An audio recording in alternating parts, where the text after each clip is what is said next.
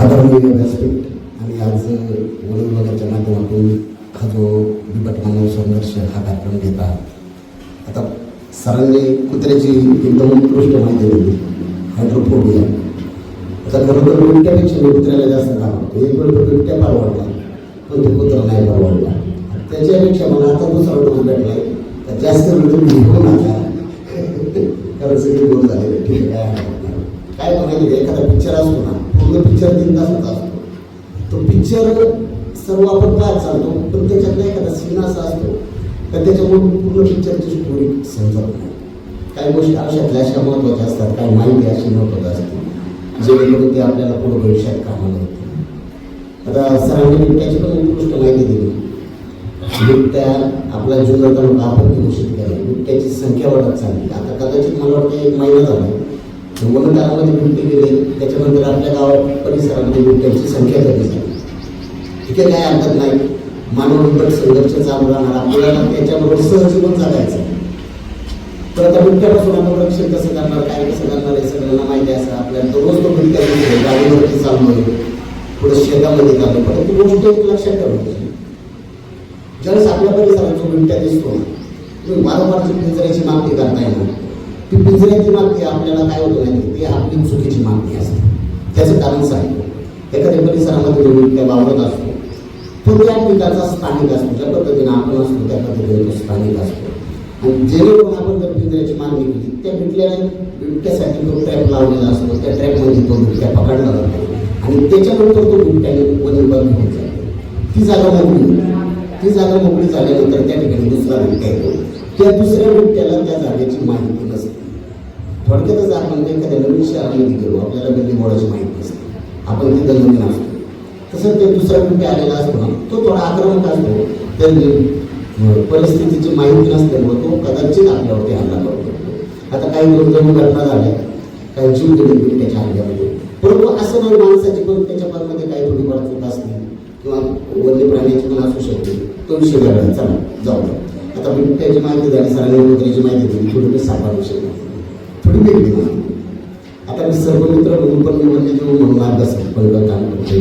आता खरं तर मी वयाच्या 12 वर्षापासून साप पकडतो. आता साप म्हणजे काय झालं, आली काठी पकडायचा आणि करायचं घेऊन सोडायचं, एवढंच काम सर्व मित्र. बाकी काय आला मोठा घेऊन आला का गेला, कॉल आला का गेला, पकडला साप.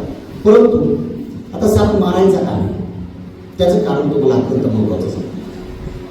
साप मारायचा नाही. आता प्रत्येकाला माहीत असतं, सापा शेतकऱ्याचा मित्र असतो, उंदीर खातो आपल्या घराभोवती, उंदीर असतात शेतात, उंदीर खातो, तो साप आपला मित्र होतो. ठीक आहे, एवढंच आपल्या डोक्यात एक सर्व तयार होते. परंतु एक अत्यंत महत्त्वाची गोष्ट अशी, साप मारायचा नाही, त्याचा आपल्याला तोटा काय. ज्यावेळेस आपल्याकडे तुम्हाला माहिती आहे सर्वात 4 विषारी साप, मण्या, घोणस, पुरुषे आणि नाग, हे तर सर्वांना माहिती आहे. त्याची ओळख करून द्यायची गरज नाही. आता घोणसला काहीतरी परवडून म्हणतात काय, परंतु घोणस आहे ना, तो सगळ्यात सुस्त साप. सुस्त म्हणजे एकदम शांत साप, त्याचा स्पीड नाही, कारण तो राजा आहे. मी त्याला टँक म्हणतो, रणगाडा. घोणस म्हणजे रणगाडा. तो 1/4 सेकंदाला 20 फुटांवर होतो. 1/4 सेकंद बरं का, सेकंदाचा चौथा 20 फूट जंप मारतो. घोणस ओळखायचं सर्वांना माहिती आहे, परिचय आहे. परंतु त्याची जी कामगिरी आहे घोणसची ती माहिती आहे. त्याचे दात इंचामध्ये मोजले जातात. इंच म्हणजे बाकीच्या सापाचे सेंटीमीटरमध्ये मोजले जातात. घोणसच असं आहे का तो इंचामध्ये.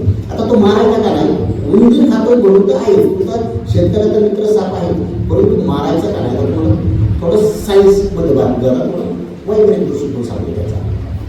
ज्यावेळेस आपण एखादा ॲक्सिडेंट, अपघात असेल किंवा कुठल्याही क्षेत्रात असेल किंवा काही तुमचं ऑपरेशन असेल, ज्यावेळेस तुम्ही ऑपरेशनला जाता त्यावेळेस तुम्हाला जी भूल दिली, भूलतज्ञ वेगळे असतात, पहा ॲनेस्थेटियावाले वेगळे असतात. ज्यावेळेस तुम्हाला जी भूल दिली जाते ती सापाच्या विषापासून भूल तयार केली जाते. ती भूल म्हणून भूलतज्ञ वेगळे असतात. भूलतज्ञ ऑपरेशन डॉक्टर भूल मला ऑपरेशन करत नाही, भूलतज्ञ वेगळे असतात. ज्यावेळेस डॉक्टर ऑपरेशन करायचं असतं भूलतज्ञ बोलवतात. ती भूलतज्ञ त्यांच्या ठराविक त्यांच्या याच्यानुसार ती भूल देतात आणि त्यावेळेस ऑपरेशन.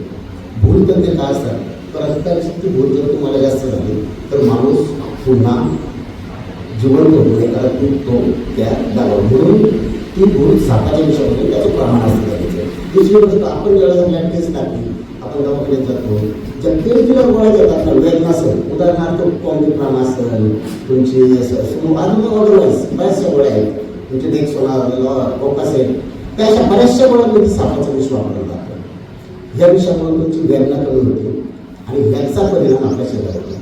आता साप मारायचा नाही हे तुमच्या लक्षात आलं. जर साप मारला त्याच्या विषापासून गोळ्या तयार होतात. आता त्या कशा गोळ्या तयार होतात, कदाचित तुम्ही पाहिजे, आता प्रत्येकाकडे मोबाईल आहे, तुम्ही त्याच्याकडे पहा, मोबाईलचा याच्यात वापर करा आणि ज्या पद्धतीनं आपण आपल्या परिसरात वावरतो त्याच पद्धतीने या वन्य प्राण्यांचं सुद्धा आपलं काहीतरी देणं लागतं.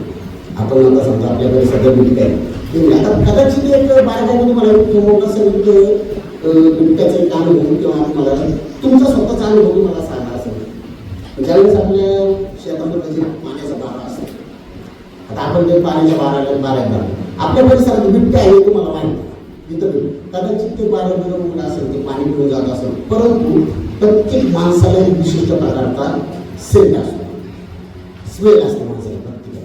कदाचित तुम्ही त्या रस्त्याने जाताय, त्या बांधावरून जाताय, तर तो बिबट्या कदाचित तुमची स्मेल ओळखत असेल, कदाचित कंटिन्यू त्या बांधाने जात असेल ना, तुम्ही जायचं त्याला टायमिंग माहीत असेल, तुम्ही आला तर त्याला माहीत असेल, तो तिथे जागा सोबत असेल, त्याच्यापासून आपल्याला धोका काहीच नाही. त्याच्यामुळं बिबट्यापासून घाबरून जाऊ नका. थोडी जनजागृती ठेवली वन विभागाच्या माध्यमातून. आता काय झालं, बऱ्याच वेळ झालेला आहे, मी काही जास्त वेळ तुमचा घेत नाही. या ठिकाणी मला सरांनी बोलण्याची संधी दिली त्याबद्दल मी वन विभागातून त्यांचा धन्यवाद देतो. या ठिकाणी थांबतो. जय हिंद.